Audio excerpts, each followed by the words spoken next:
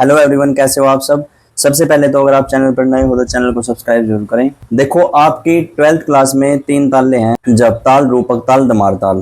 तीनों ताले करते हैं आज हम एक साथ। कैसे याद करनी है ताले, बिल्कुल इजी तरीके से। पहले जप ताल की बात कर लेते हैं हम। जप ताल में आपको ये 3 बातें ध्यान रखनी है। देखो, सबसे पहले तो जप ताल में 10 मात्राएं होती हैं, अर्थात 10 मात्रा की ताल है जप ताल, ठीक है। और इसमें विभाग दो तीन के 4 विभाग हैं, ठीक है। और ताली 1 3 8 पर ताली, छठी मात्रा खाली। यही बातें सारी परीक्षा में लिखनी है। अगर तुम्हें ये याद होगा ना तो तुम्हें ये समझ लो कि ताल याद होगी पूरी, ठीक है। देखो, जब ताल में 10 मात्राएं हैं, क्या करोगे, सबसे पहले 10 मात्राएं बना लोगे, ठीक है। 8 9 10। देखो, सबसे पहले 10 मात्राएं बना ली। उसके बाद देखो विभाग, इसमें दो तीन के 4 विभाग हैं, अर्थात दो का, ये 2 का विभाग, फिर 3 का है, फिर 2 का है, फिर 3 का हो गया, ठीक है।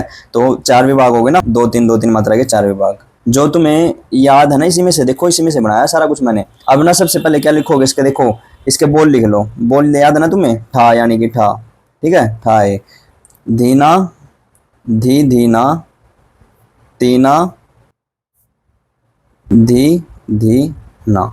ये बोल लिख लोगे, ठीक है, ऐसे। अब देखो, उसके बाद 1 3 8 पर ताली है। 1 3 8, 1 3 8। पहली मात्रा का तो मतलब देखो, ये सम का साइन होता है क्रॉस का, ठीक है। तो इसका मतलब होता है पहली ताली। पहली ताली तो ये होगी, फिर तीसरी मात्रा पे ताली है दूसरी, फिर 8वीं मात्रा पे तीसरी ताली है। देखो, होगी ना 3 ताली। अब छठी मात्रा इसमें खाली शो करनी है, ये खाली शो कर दो, ये तुम्हारी ठा बन गई। बिल्कुल ईजी है ना, ईजी। और इसी तरह दुगुन अगर पूछी हो तो दुगुन में क्या करोगे, 2 बोल एक मात्रा के नीचे लिख लेना। ये जैसे धीना, ये अलग अलग लिखे है ना, धीना तो यहाँ आ जाएगा, देखो यहाँ आ जाएगा धीना, ठीक है। फिर उसके बाद अगले 2 ले, धी धी यहाँ आ जाएगा, फिर अगले नाती, नाती यहाँ आ जाएगा, नाधी यहाँ आ जाएगा, धीना यहाँ आ जाएगा। 5 मात्राएं तक कंप्लीट होगी। फिर इसके बाद ना के बाद खत्म होगा ना, वापिस यहीं आ जाओ। अब धीना फिर यहाँ लिखो, धी धी, नाती, नाधी, धीना।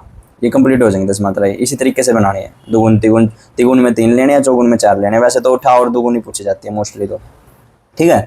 अब देख लेते हैं हम रूपक ताल। देखो, रूपक ताल में क्या करोगे, रूपक ताल में भी आपको ये बात याद रखनी है। 7 मात्रा की ताल होती है, 3 2 2 के 3 विभाग होते हैं। चौथी छठी मात्रा पर ताली, पहली मात्रा पर खाली भी होता है और इसका सम भी होता है। ये इसमें विशेष बात है रूपक ताल में।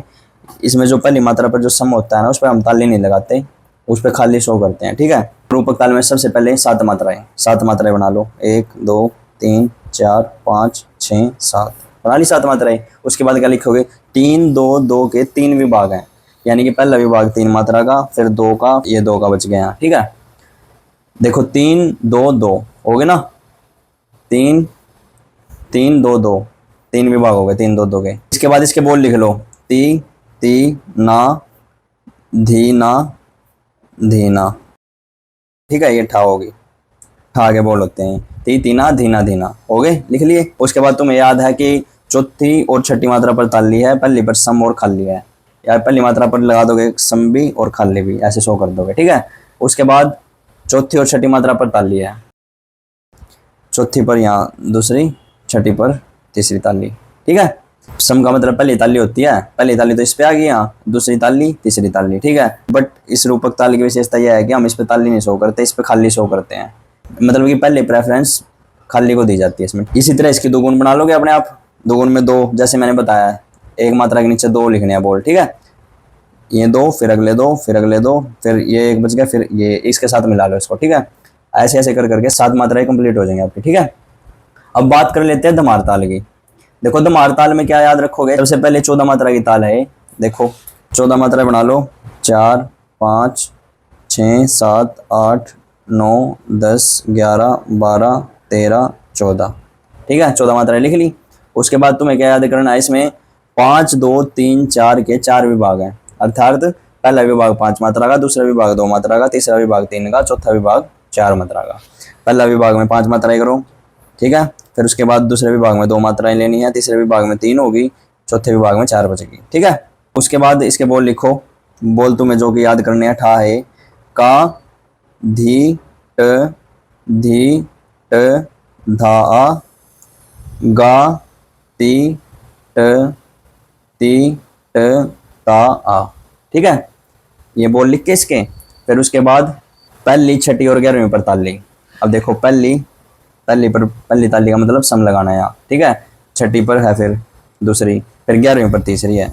अब देखो 8वीं मात्रा पर खाली, 8वीं मात्रा कहाँ है, ये रही, इसके नीचे खाली लगा दो, ठीक है। और जो ये मैंने साइन लगाया ना, धा आ बोलते हैं इसको, मतलब इसी तरह यहाँ पे ता आ, बिल्कुल ईजी है, ठा के बोलोगे, दो गुण में दो दो कर दो, वही सेम जो मैंने अभी बताया है। ये तुम्हारी तीनों ताले हैं, देखो इनको याद करने का बहुत अच्छा तरीका है। इसमें से परीक्षा लिखना है सारा, अगर परीक्षा आ जाए तो। वैसे तो मोस्टली सिर्फ ठा और दुगुन बनानी आती है, कि ठा और दुगुन के बोल लिखो, ताली खाली आपने ऐसे शो करनी है, बोल लिखने हैं, मात्राएं लिखनी है। देखो मात्राएं तो तुम्हें याद करने पड़ेंगे सारी तालों की, ठीक है। जब ताल में 10 है, रूपक ताल में 7 है, दमार ताल में 14 मात्राएं हैं। अगर तुमसे याद नहीं होती ना, ताली याद नहीं होती, कंफ्यूजन होती है किसी बच्चे को इसमें कि इतना सारा कैसे याद रखेंगे, पहली तीसरी और 8वीं पर ताली ऐसे, तो इतना तो याद रख लोगे ना, 10 2 3 2 3 6, ठीक है, याद कर लोगे। 10 से तुम्हें ये पता है कि 10 मात्राएं हैं इसमें, 2 3 से ये पता है तुम्हें 2 3 मात्रा के विभाग बन जाएंगे, ठीक है। विभाग बना के खाली याद करनी पड़ेगी तुम्हें, खाली कौन सी मात्रा पर है।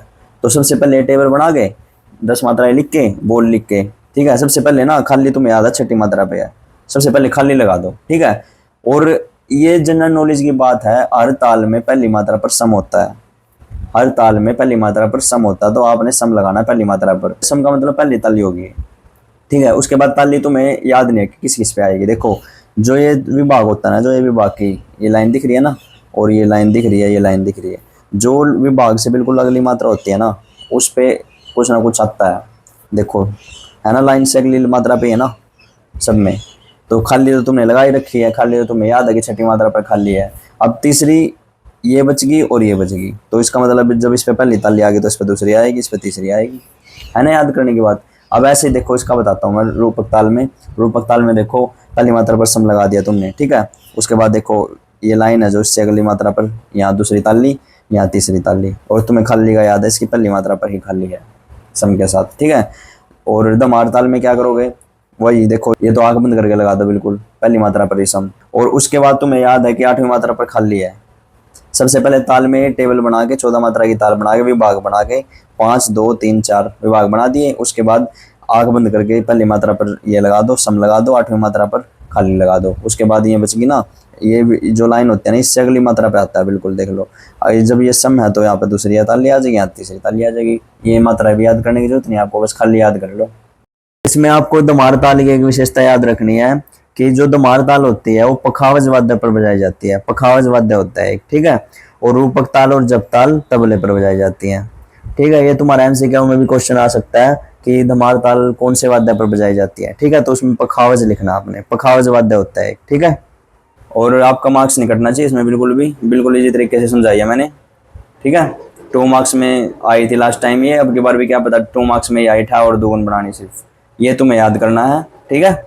उम्मीद आपको समझ में आ गया होगा। अगर वीडियो अच्छी लगे तो लाइक शेयर और कमेंट जरूर करना। Okay, thank you.